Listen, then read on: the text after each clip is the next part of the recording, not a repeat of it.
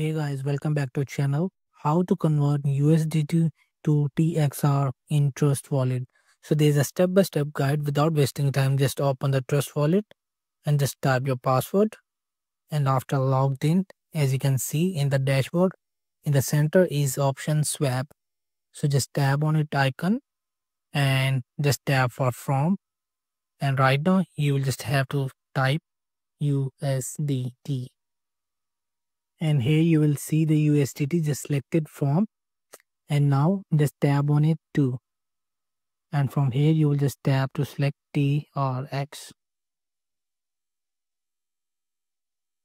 So just select it, and right now you will just have to first of all buy.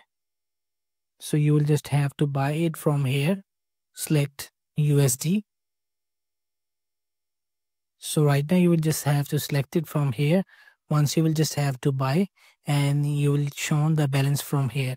And this continue option, it will be just available after when you just get in balance. So just tap to continue, and it will be just convert USDT to TRX in Trust Wallet. So that's it. Thank you so much for watching.